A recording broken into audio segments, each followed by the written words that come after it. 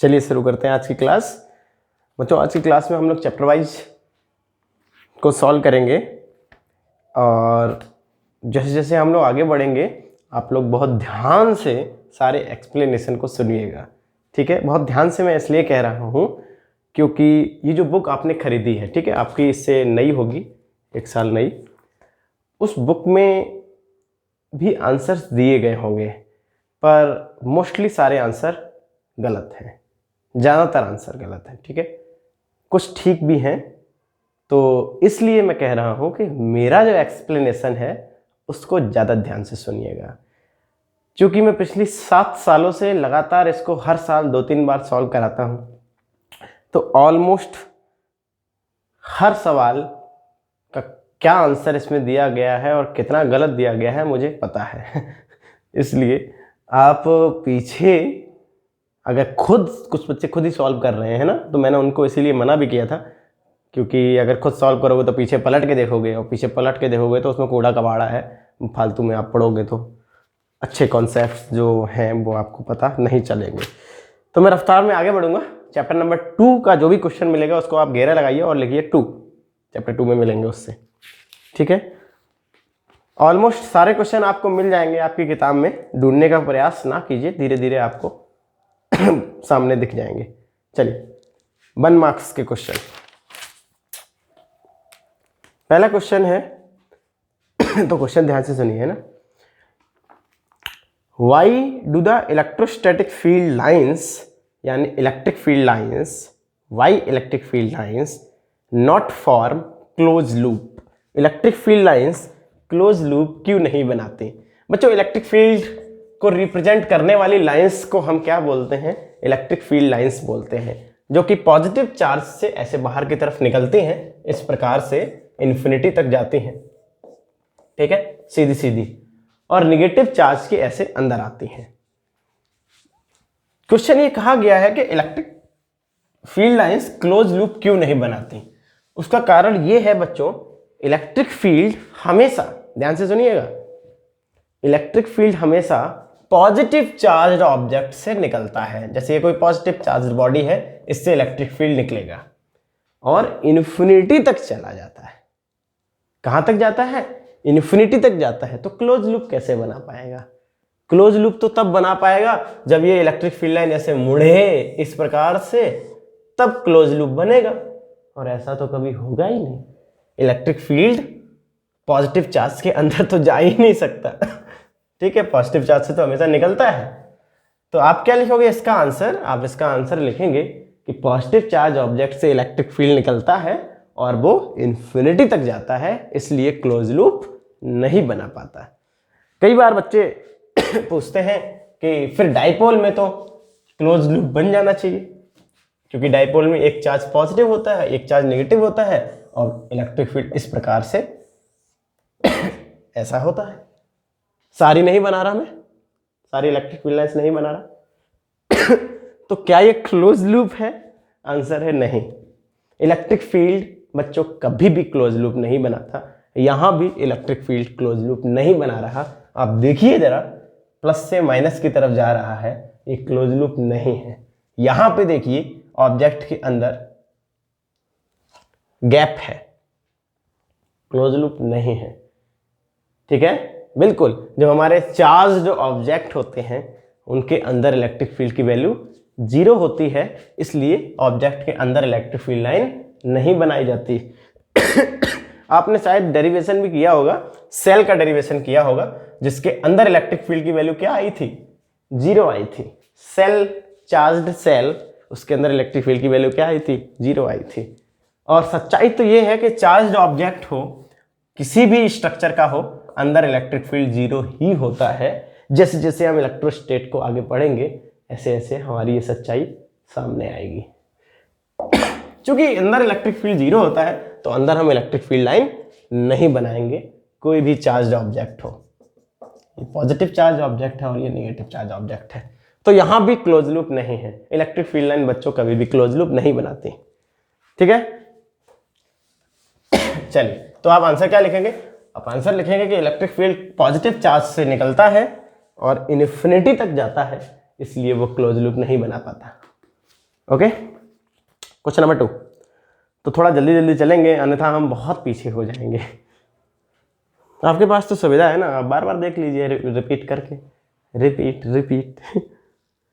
To equal balls having equal positive charge Q, दो balls हैं जिनके पास पॉजिटिव चार्ज है Q are suspended by two strings of equal length. ऐसे करके उनको लटकाया गया है, इस पे भी चार्ज Q है, इस पे भी चार्ज Q है। चलिए साहब आगे बढ़े। तो अगर आप ऐसे लटकाएंगे तो वो तो रिपेल कर जाएंगी, और फाइनली डायग्राम कैसा हो जाएगा, डायग्राम कुछ ऐसा हो जाएगा, ऐसा रिपल्सन के कारण, है ना, बिल्कुल। कह रहे हैं, लटका दिया, what would be the effect on the force when A plastic sheet is inserted between the two. जब दो चार्ज्ड ऑब्जेक्ट एक दूसरे को रिपेल कर रहे होंगे तो उस फोर्स पे क्या इफेक्ट पड़ेगा जब इनके बीच में एक प्लास्टिक की प्लेट रख देंगे, यानी बीच में एक प्लास्टिक की शीट डाल देंगे, तो इसके फोर्स पे क्या इफेक्ट पड़ेगा।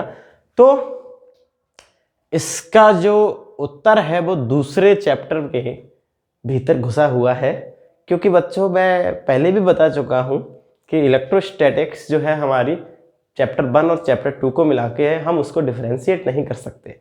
नेचुरल फिनोमेनाज में हम ये नहीं बता सकते कि चैप्टर 1 के हिसाब से हो रहा है, ये चैप्टर 2 के हिसाब से हो रहा है, वो सब एक दूसरे में मिक्स होते हैं। हाँ, आंसर ये लिखा जाएगा कि फोर्स जो है वो थोड़ा सा कम लगने लगेगा, जो इन दोनों बॉल्स के बीच में फोर्स होगा, रिपल्सिव फोर्स, वो थोड़ा सा रिड्यूस हो जाएगा, थोड़ा सा डिक्रीज हो जाएगा बीच में प्लास्टिक प्लेट डाल देने से। उसका कारण क्या है मैं अभी आपको थोड़ा सा बता देता हूं। F is equal to 1/4 pi epsilon Q1 Q2 upon R square. बच्चों ये मीडियम चेंज हो रहा है, पूरे में तो नहीं चेंज हो रहा, चार्जेस के बीच में पूरा मीडियम तो चेंज नहीं कर रहे, परंतु थोड़ी जगह पर चेंज कर रहे हैं।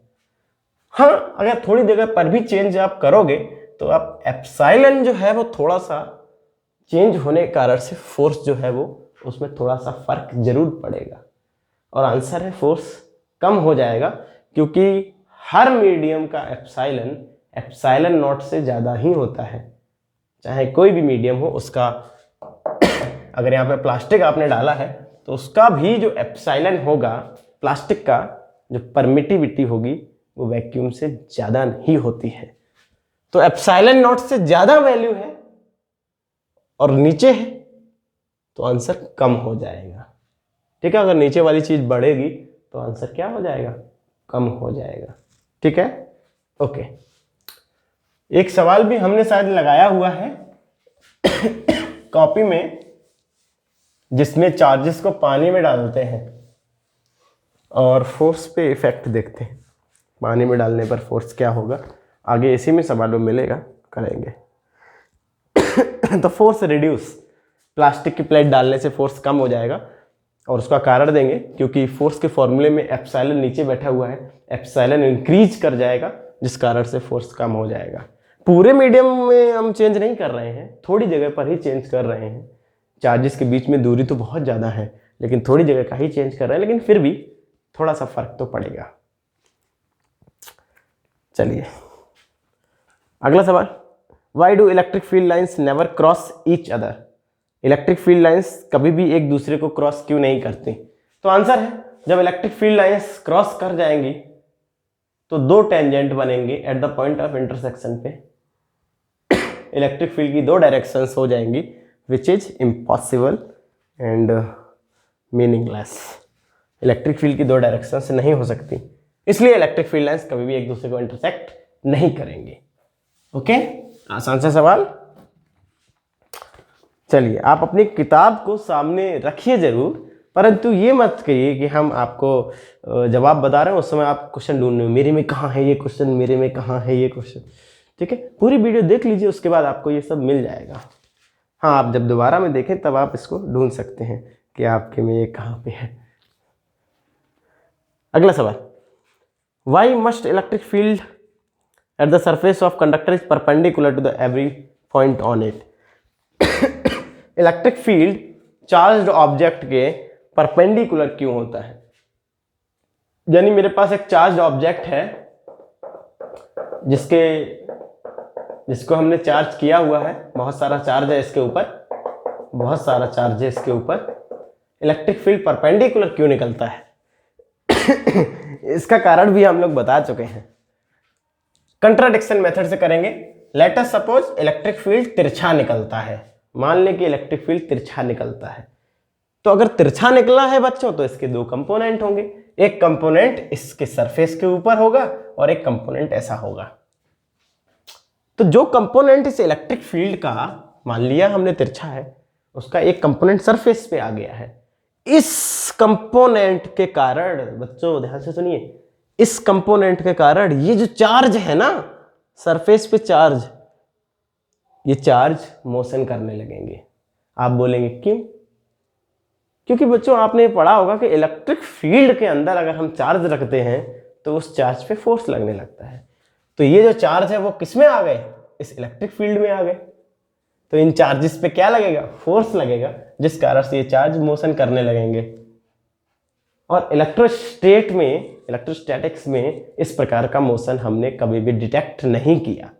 सरफेस पे चार्जेस ऐसे मोशन करने लगे, ऐसा हमने कभी भी डिटेक्ट नहीं किया। इसका मतलब जो हमने माना है इलेक्ट्रिक फील्ड तिरछा, वो तिरछा नहीं होगा, क्योंकि अगर वो तिरछा हुआ तो उसका एक कंपोनेंट मोशन जरूर करा देगा, चार्जेस पे मोशन कराने लगेगा। ठीक है, अगर वो इलेक्ट्रिक फील्ड तिरछा निकला इस सरफेस से तो उसका एक कंपोनेंट इन चार्जेस को मोशन कराने लगेगा, जो कि नहीं होता। इसलिए इलेक्ट्रिक फील्ड तिरछा नहीं निकलता। कैसा निकलता है? हमेशा सीधा निकलता है, जिस कारण से इसका कोई भी कंपोनेंट यहां पर नहीं आता और कोई भी कंपोनेंट सरफेस पे नहीं आता। इसीलिए सरफेस पे चार्जेस जो होते हैं वो रेस्ट पे रहते हैं। अन्यथा इलेक्ट्रिक फील्ड अगर आ गया ना सरफेस पे तो मोशन कराने लगेगा। ठीक है, बिल्कुल। तो आप इसको समझ लीजिए सारे सवालों को। चलिए रफ्तार में अगला सवाल। बहुत अच्छा सवाल है ये। 2 point charges Q1 and Q2 are placed at distance d apart as shown in the figure। जैसा कि चित्र में दिखाया गया है, दो चार्जेस Q1 और Q2 रखे हुए हैं। ठीक है, तो ये है हमारा Q1 और ये है हमारा Q2 at distance d apart. कह रहे हैं the electric field is 0 at point P। यहां से थोड़ा दूर एक पॉइंट P है, इस P पॉइंट पे इलेक्ट्रिक फील्ड 0 है। इस P पॉइंट पे इलेक्ट्रिक फील्ड क्या है? 0। Write two conclusions that you can draw from this. Okay, अब ये सवाल है बच्चों, CBSE में जो सवाल आते हैं वो अक्सर ऐसे ही सवाल पूछे जाते हैं जिनमें हम खुद ही डिसाइड नहीं कर पाते कि ये यार न्यूमेरिकल है क्या है। कुछ तो पूछा गया है, पर क्या पूछा गया है? जब हम ऐसे सवाल लगा देंगे तो हमको पता चल जाएगा कि असल में कुछ नहीं है, सब खोखले हैं। बहुत आसान है सवाल उन्होंने बोल दिया कि मेरे पास दो चार्जेस हैं Q1 Q2 d दूरी पर रखे हैं और कुछ ऐसा है कि P पॉइंट पे इलेक्ट्रिक फील्ड 0 है। P पॉइंट पे इलेक्ट्रिक फील्ड क्या है? 0। तो चूंकि P पॉइंट पे इलेक्ट्रिक फील्ड 0 है तो आप इस पूरे सिस्टम को देखकर कोई दो कंक्लूजन निकालिए। पहला कंक्लूजन तो बच्चों ये है कि दोनों चार्जेस अपोजिट नेचर के होंगे। Q1 एंड Q2 जो है वो अपोजिट नेचर के होंगे। कैसे? क्यों? क्योंकि P पॉइंट पे इलेक्ट्रिक फील्ड 0 तभी होगा अगर ये भी पॉजिटिव ये भी पॉजिटिव, तो दोनों का इलेक्ट्रिक फील्ड ऐसा ऐसा होगा और ऐसा ऐसा फील्ड कभी 0 नहीं हो पाएगा। अगर यहाँ P पॉइंट पर 0 इलेक्ट्रिक फील्ड है तो पक्की बात है एक चार्ज पॉजिटिव होगा, एक चार्ज निगेटिव होगा। कौन सा पॉजिटिव कौन सा निगेटिव वो कंक्लूजन हम नहीं दे सकते, लेकिन एक चार्ज पॉजिटिव होगा और एक चार्ज निगेटिव होगा, ये बता सकते हैं। सोचिएगा जरूर, सोचना भी है आपको। ठीक है, ऐसा नहीं है कि मैं आंसर बताते जाऊं और आप ठीक है निगलते जाए। डाइजेस्ट करना है, सोचना है। तो हाँ बिल्कुल, एक पॉजिटिव होगा एक नेगेटिव होगा, जिस कारण से एक का इलेक्ट्रिक फील्ड इधर होगा और एक के कारण इलेक्ट्रिक फील्ड इधर होगा, और तभी हो सकता है यहां पर जीरो इलेक्ट्रिक फील्ड हो। एक कंक्लूजन और मैं दे सकता हूं कि magnitude of Q2 is less than magnitude of Q1। ये दो कंक्लूजन मैं दे सकता हूं। समझिए जरा, पहला कंक्लूजन तो मैंने दिया कि अगर इस P पॉइंट पे इलेक्ट्रिक फील्ड जीरो है तो एक चार्ज पॉजिटिव और एक नेगेटिव तय है। दोनों पॉजिटिव या दोनों नेगेटिव में ऐसा यहां पर जीरो इलेक्ट्रिक फील्ड नहीं हो सकता। ठीक है, जीरो होगा तो इसका मतलब एक के कारण इधर और एक के कारण इधर इलेक्ट्रिक फील्ड है, तभी जीरो होगा। और देखा, हम लोग कैलकुलेशन करते रहते हैं, कैलकुलेशन तो पूछी भी नहीं, कैलकुलेशन नहीं पूछ रहे हैं। तो जरूर एक चार्ज पॉजिटिव और एक चार्ज नेगेटिव होगा। दूसरा कंक्लूजन देखिए, मेरे ख्याल से ये चार्ज वीक चार्ज है। Magnitude is less than Q1। ये चार्ज वीक है और ये चार्ज स्ट्रांग है। सोचिए जरूर क्यों मैंने ऐसा बोला। अब जरा इस बात को सोचिए कि अगर यहां पे इलेक्ट्रिक फील्ड जीरो है तो इसका मतलब क्या है कि Q2 का जो फील्ड होगा, जो भी होगा इधर या इधर, Q2 का यहां पर जो भी फील्ड होगा उतना ही फील्ड Q1 का भी है, तभी तो यहां पर जीरो होगा। Q2 का जितना भी फील्ड है यहां पर उतना ही इलेक्ट्रिक फील्ड Q1 का भी होगा वहां पर, और Q1 तो दूरी पर रहकर उतना इलेक्ट्रिक फील्ड बना ले रहा है, तो इसका मतलब Q2 Q1 से वीक है। बिल्कुल, क्योंकि Q2 यहां पर है, Q1 यहां पर है, इसका जितना इलेक्ट्रिक फील्ड है ये तो दूरी पर रहकर भी उतना इलेक्ट्रिक फील्ड बना ले रहा है। ज्यादा दूर होने के बावजूद उसका इलेक्ट्रिक फील्ड उतना है जितना इसका है। इसका मतलब क्या है, ये जो चार्ज है वो वीक चार्ज है और ये थोड़ा सा स्ट्रॉन्ग चार्ज है। ठीक है, क्योंकि इलेक्ट्रिक फील्ड का फॉर्मूला 1/4πε0 Q/r²। ये ज्यादा दूरी पर है फिर भी इसका इलेक्ट्रिक फील्ड उतना ही है जितना इलेक्ट्रिक फील्ड इसका है। ठीक है, इसका मतलब ये वीक चार्ज है, ये कमजोर चार्ज है। सिंबॉलिकली हम ऐसे लिखेंगे, magnitude of Q2 is less than magnitude of Q1। ये चार्ज कम है, ये चार्ज ज्यादा है। ठीक है, तो ये दो इंपॉर्टेंट कंक्लूजन हम लोग निकाल सकते हैं। आप भी जरा इस पर विचार कीजिए, मैं जो बोल रहा हूं वो ठीक बोल रहा है या गलत बोल रहा, गलत भी बोल सकता हूं, बिल्कुल, इसमें कोई बड़ी बात नहीं है। तो जरूर सोचिए, अगर सहमति हो तो अच्छी बात है, और अगर दिमाग में कोई डाउट आ रहा हो कि नहीं नहीं नहीं मुझे नहीं लगता, तो एक बार फोन जरूर कर लीजिएगा।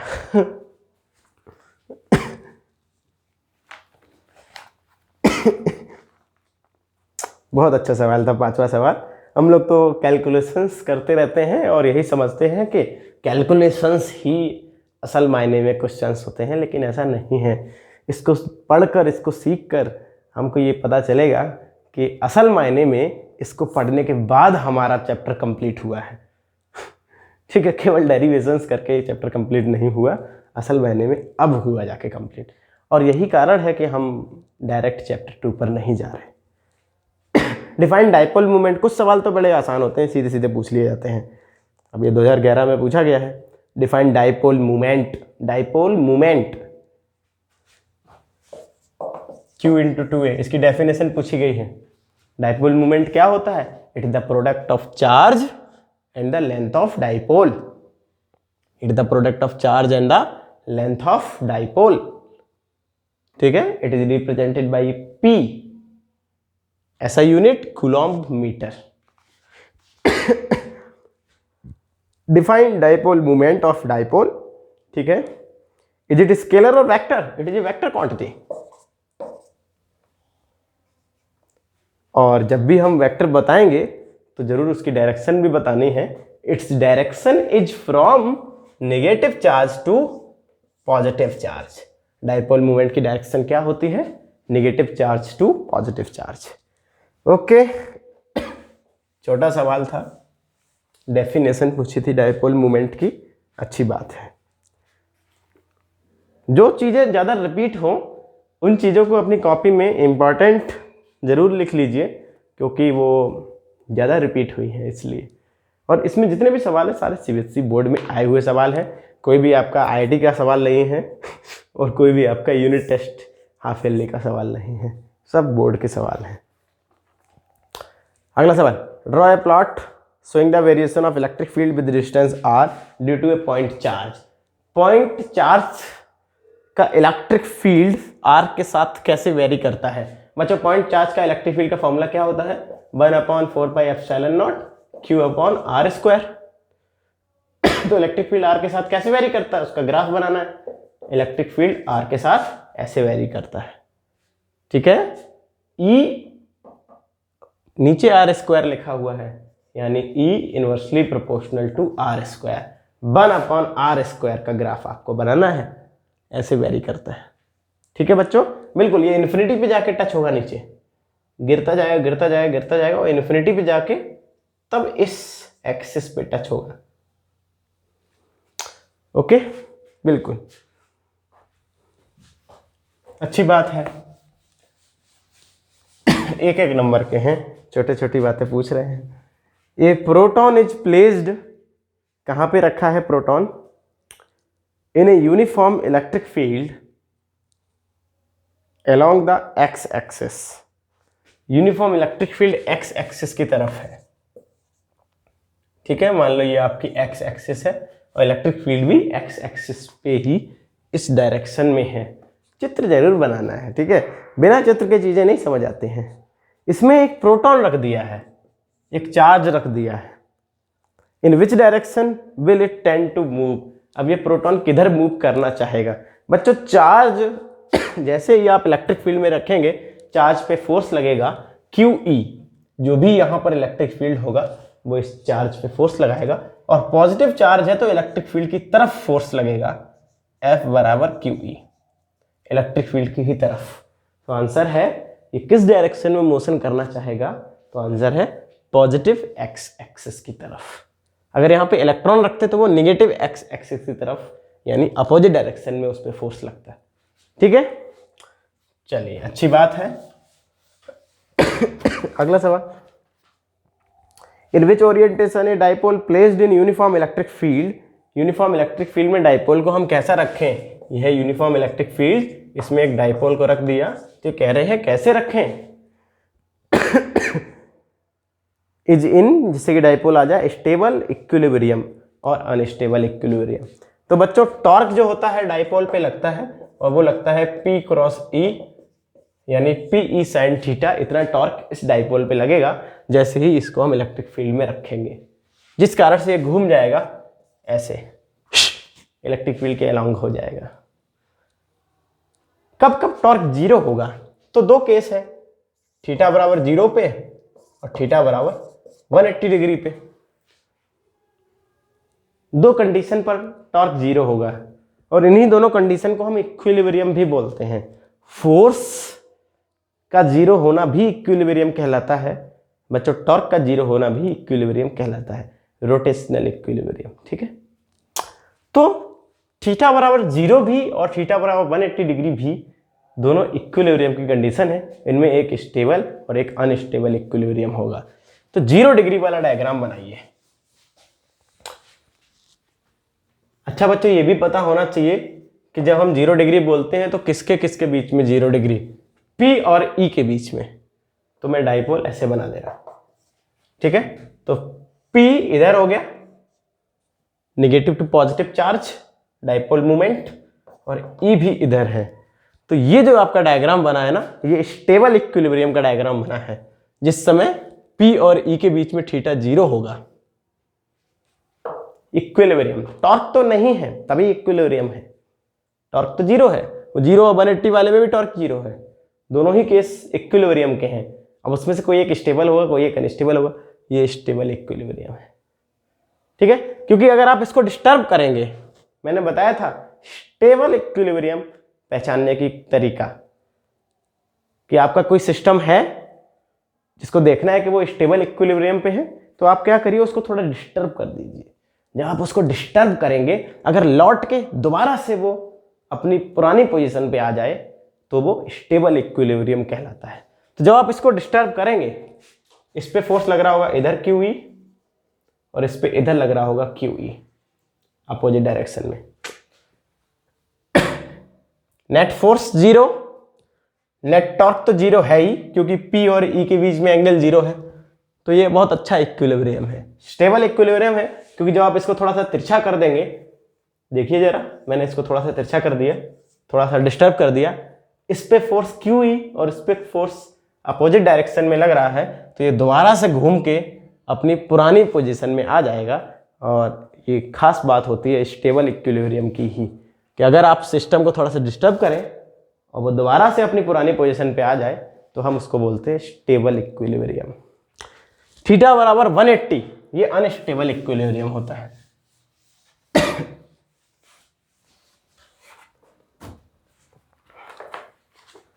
उसमें क्या है कि आप जरा सा चेंज करेंगे, थोड़ा सा डिस्टर्ब करेंगे, तो डाइपोल बहुत बुरी तरीके से डिस्टर्ब हो जाएगा, वो दोबारा अपनी उस पोजीशन पे नहीं आएगा, वो डिस्टर्ब हो जाएगा।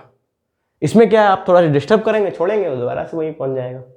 स्टेबल इसीलिए उसको बोलते हैं, ठीक है। जबकि आप 180 डिग्री पे बनाकर देखिए, डाइपोल तुरंत घूम जाएगा, बहुत बुरी तरीके से डिस्टर्ब हो जाएगा।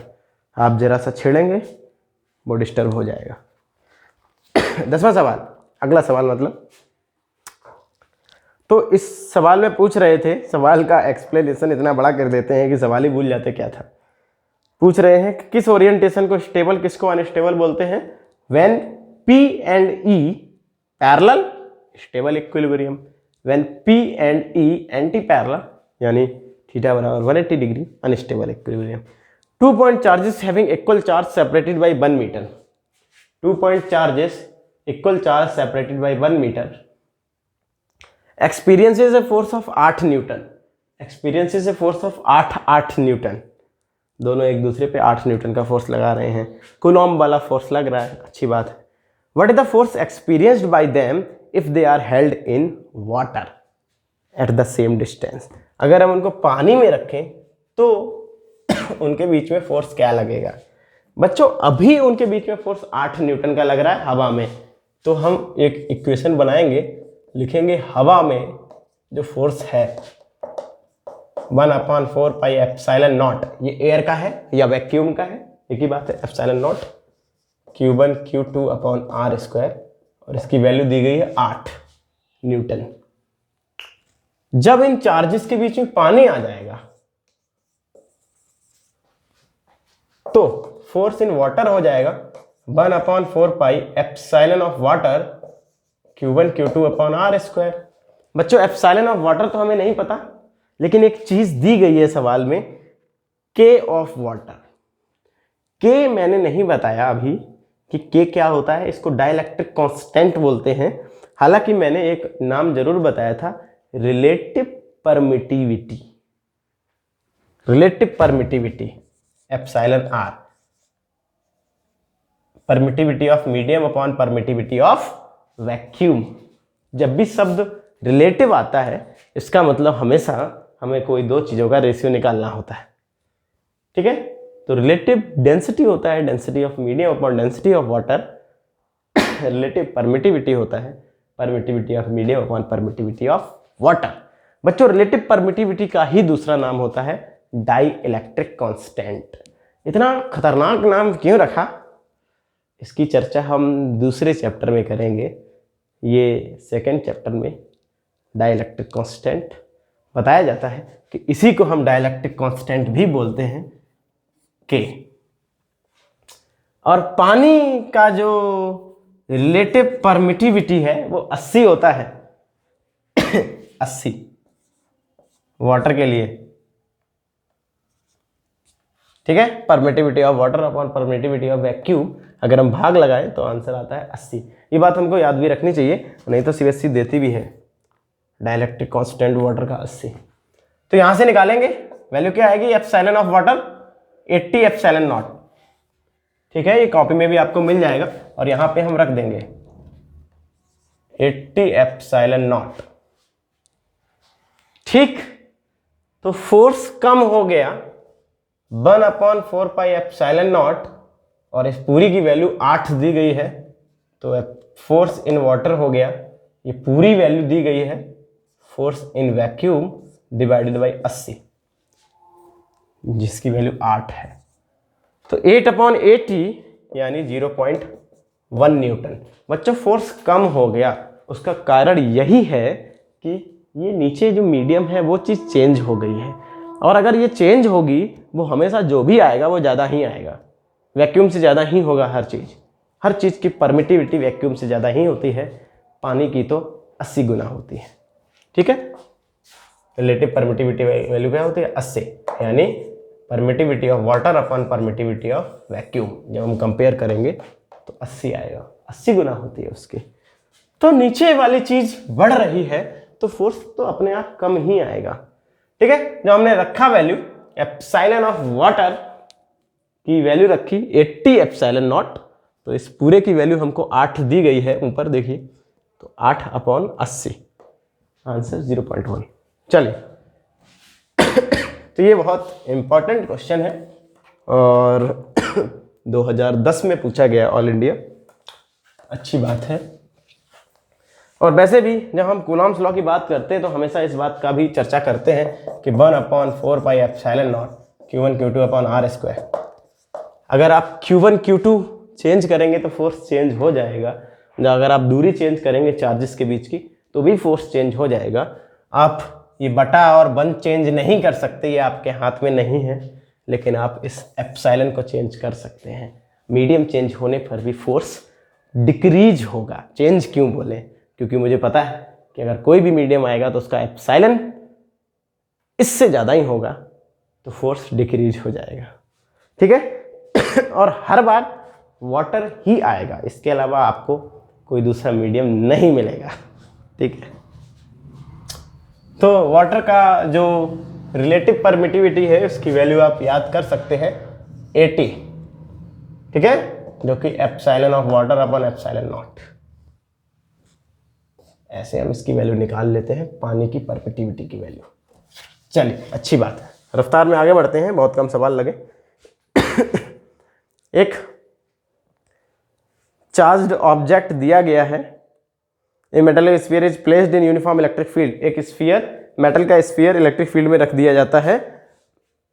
बताइए इनमें से कौन सा डायग्राम ठीक है? एक मेटल का स्फीयर इलेक्ट्रिक फील्ड में रखा गया तो इलेक्ट्रिक फील्ड लाइन ऐसे निकल जाएंगी, या इलेक्ट्रिक फील्ड लाइन ऐसे निकल के जाएंगी, या इलेक्ट्रिक फील्ड लाइन ऐसे निकल के जाएंगी, या इलेक्ट्रिक फील्ड लाइन ऐसे निकल के जाएंगी। ए बी सी डी, इनमें से क्या चीज सही है? ए बी सी डी, तो आंसर है इसका डी। और इसका केवल एक ही कारण है कि बच्चों जब भी हम किसी मेटल को इलेक्ट्रिक फील्ड में रखेंगे, वो किसी भी स्ट्रक्चर का हो, मेटल के अंदर इलेक्ट्रिक फील्ड 0 होता है, मेटल के अंदर इलेक्ट्रिक फील्ड 0 हो जाता है। ठीक है, तो अंदर तो इलेक्ट्रिक फील्ड लाइन बननी ही नहीं चाहिए थी, तो ये तीनों गलत हो गई, बची कौन सी? चौथी, फोर्थ ही सही है।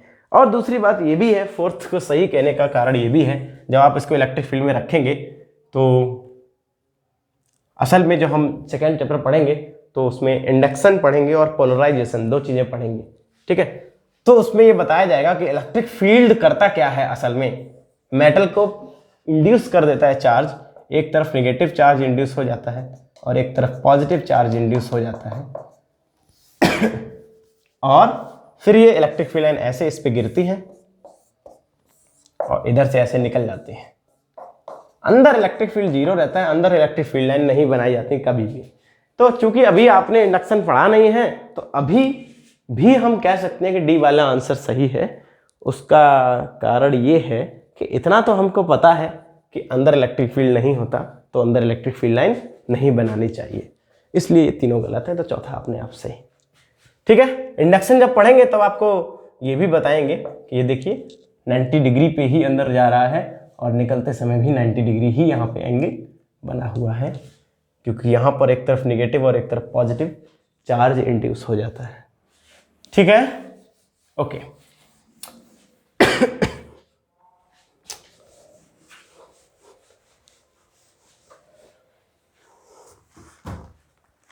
Point out whether the following statement is right or wrong. बताइए कि जो नीचे स्टेटमेंट लिखा है वो सही है या गलत। मैं थोड़ा जल्दी से पढ़ूंगा।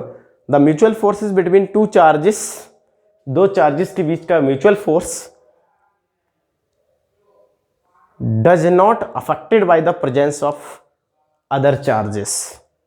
बिल्कुल सही स्टेटमेंट लिखा हुआ है और इस स्टेटमेंट को हम लोगों ने कॉपी में भी लिखा है। इसको प्रिंसिपल ऑफ सुपरपोजिशन में लिखा हुआ है। दो चार्जेस के बीच का force does not affected by the presence of other charge. देखिए कैसे कि मान लीजिए मेरे पास ये दो चार्ज हैं और कूलॉम्स लॉ के हिसाब से हमने देखा इस चार्ज ने इस पर फोर्स लगाया 5 न्यूटन का, इसने भी इस पे लगाया होगा, पर इंटरेस्ट हमारा अभी इसी को जानने में है ना। चलिए, तो इस चार्ज ने मान लें इस पर 5 न्यूटन का फोर्स लगाया। तो ये कह रहे हैं दो चार्जेस के बीच का जो फोर्सेस होते हैं वो अदर चार्जेस की प्रेजेंस से अफेक्ट नहीं करते। सही बात है। अगर यहां पे कोई तीसरा चार्ज भी आ जाए, मान लो बच्चों, ठीक है, ये भी इस पर फोर्स लगाएगा, ये तो लगा ही रहा था, ये भी इस पर फोर्स लगाएगा, तो इस चार्ज पर टोटल फोर्स तो बढ़ गया। पहले केवल ये लगा रहा था, अब ये भी लगा रहा है। वेक्टर एडिशन करके हम टोटल फोर्स निकाल लेंगे। टोटल फोर्स तो बढ़ गया, लेकिन इस बात को सोचिए कि क्या इसके आ जाने के कारण से इस पर टोटल फोर्स तो चेंज हो गया। पहले केवल ये लगा रहा था, अब ये भी लगा रहा, टोटल फोर्स तो बढ़ गया। लेकिन इसके आ जाने से क्या ये जो फोर्स लगा रहा था उसमें कोई कमी आ गई? नहीं। इसका जो 5 न्यूटन फोर्स था वो अब भी उतना ही 5 न्यूटन लग रहा है। तो इसके आ जाने से इन दोनों के बीच के फोर्स में कोई परिवर्तन नहीं होगा। बिल्कुल इस पर टोटल फोर्स तो चेंज हो जाएगा, लेकिन इन दोनों के बीच का जो फोर्स था, ये जो 5 न्यूटन लगा रहा था, उसमें कोई कमी नहीं आएगी। कितने भी आ जाए यहाँ पे चार्जेस, और 4-5 चार्ज आ जाए, सारे मिलके इसको फोर्स लगाएं, इस पे टोटल फोर्स तो और बढ़ जाएगा, और बढ़ जाएगा, और बढ़ जाएगा। लेकिन ये जो लगा रहा था ना 5 न्यूटन, वो 5 का 4 भी नहीं होगा, 5 ही होगा। ये अब भी 5 न्यूटन ही लगाता रहेगा। ठीक है। तो ये इस सेंटेंस में लिखा हुआ है, the mutual forces between two charges does not affected by the presence of other charges. Other charges की प्रेजेंस से इन दोनों के बीच का फोर्स में कोई परिवर्तन नहीं आएगा। बात बिल्कुल सही है। इंपॉर्टेंट लाइन है ये, और ये बहुत बार पूछी गई है, केवल 2010 में नहीं पूछी गई, बहुत बार पूछी गई। एनसीईआरटी में लाइन लिखी हुई है। कह रहे हैं a dipole of dipole moment P, एक डाइपोल है जिसका डाइपोल मोमेंट P है, is present in electric field E, और ये डाइपोल इलेक्ट्रिक फील्ड में रखा हुआ है। जब भी डाइपोल इलेक्ट्रिक फील्ड में रखता है, हमें डाइपोल में टॉर्क लगाना होता है, टॉर्क की याद आ जाती है। Right the value of angle between P and E, angle between P and E for which the torque experience by dipole is minimum. Minimum क्या होता है? टॉर्क की वैल्यू होती है बच्चों PE sin थीटा। अब अच्छा, कोई बच्चा अगर ऐसा हो जिसको टॉर्क का यही नहीं पता है PE sin थीटा, टॉर्क कैसे लगता है और ये कैसे आ गया, इसीलिए हमने कल कहा था कि उसको रिवाइज करके आइएगा। ठीक है। मेरा काम यहाँ पे अभी कॉन्सेप्ट्स पर ध्यान देना ज़्यादा है बजाय डेरिवेशन के। ओके, तो मिनिमम टॉर्क मीन्स टॉर्क 0, क्योंकि ये साइन पे डिपेंड कर रहा है तो मिनिमम वैल्यू 0 ही होगी, है ना। तो 0 कब कब होगा? When angle between P and E is 0 degree and 180 degree. Sine 0 पर भी टॉर्क 0 हो जाएगा और साइन 180 पर भी टॉर्क 0 हो जाएगा। तो यही है, पूछा गया है, right the value of angle between P and E for which torque is 0। चलिए, वेरी गुड। 2 मार्क्स के क्वेश्चन बच्चों। क्वेश्चन नंबर 14, 15, 16 ये तीनों ही क्वेश्चन सेकेंड चैप्टर के क्वेश्चन हैं, क्योंकि उसमें वो पोटेंशियल एनर्जी पूछ रहे हैं डाइपोल में ही, तो वो पोटेंशियल एनर्जी अभी हम लोगों ने नहीं निकाली है।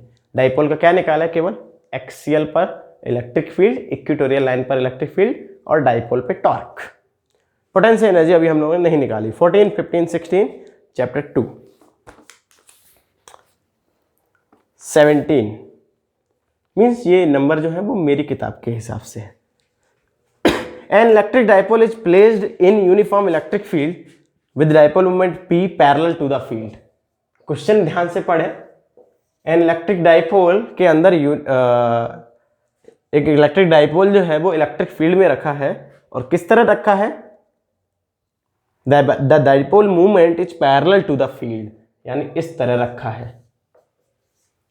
डाइपोल मूवमेंट यानी निगेटिव टू पॉजिटिव डायरेक्शन में होता है dipole movement, is parallel to E। Find chapter 2 क्योंकि पूछ रहे हैं कि इस डाइपोल को उल्टा रोटेट करने में कितना वर्क करना पड़ेगा। वर्क डन भी चैप्टर 2 में ही है, और ये काफ़ी अच्छी चीज़ होती है। डाइपोल को अगर हम तिरछा रखें तो वो ऐसा हो जाता है अपने आप, तो अगर हम इसको अपोजिट डायरेक्शन में दम लगा के रोटेट करें तो कितना वर्क करना पड़ेगा, ये चैप्टर 2 में हम लोग पढ़ेंगे। ठीक है, बिल्कुल। तो अपनी किताब के हिसाब से हम 17 क्वेश्चन पे आ गए हैं। वो बात अलग है कि इसमें 4-5 क्वेश्चन हमको अभी जो मिले हैं वो चैप्टर 2 के मिले हैं। थोड़ा सा